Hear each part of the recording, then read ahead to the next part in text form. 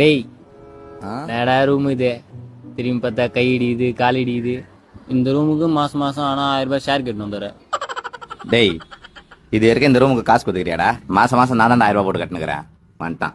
நான் 4000 ரூபாய் கூட கட்டுறேன். தயவு செய்து இந்த கையை கீழே இருக்கு. டேய் இர்ற ப்ராஜெக்ட் மட்டும் ஓகே ஆகட்டும். காசாகரன்ல ட்ரிபிள் பெட்ரூம் ஃபிளாட் வாங்குறோம். ஹாலில் பெட்டு போட்டு படுக்கிறோம். டேய் அதான் ட்ரிபிள் பெட்ரூம் இருக்குதுடா. எதுக்கு ஹாலில் பெட்டு போட்டு படுங்கண்ணா? பேச்சுலர்னாலே ஹாலில் தானே படுக்கணும். அதான் உலக வழக்கம். நேடா கசகசன்னு இருக்குது. ஃபேனும் ஓட மாட்டுது, ஒன்றும் ஓட மாட்டுது. மாப்பிள நம்ம அபார்ட்மெண்ட்ல அந்த பிரச்சனையே கிடையாது. ஃபுல்லா ஏசி தான். ப்ராஜெக்ட் மட்டும் ஓகே ஆகட்டும். டேய் அப்படி ப்ராஜெக்ட் மட்டும் ஓகே ஆகட்டும். அப்புறம் இருக்குதுடா உனக்கு மாசம் ஆச்சுன்னா 1000 ரூபாய் கேட்குற. சரி உன் மாப்பிள்ள என்ன ப்ராஜெக்ட் பண்ற மட்டும் கேட்டு சொல்லலாம். அதுவும் கரெக்ட் தான். ஆமா மாப்பிள அப்படி என்னதான் ப்ராஜெக்ட் பண்ற? என்ன ப்ராஜெக்ட் பண்ணலான்னு ஒரு ப்ராஜெக்ட் எடுத்து பண்ணுகிறேன்.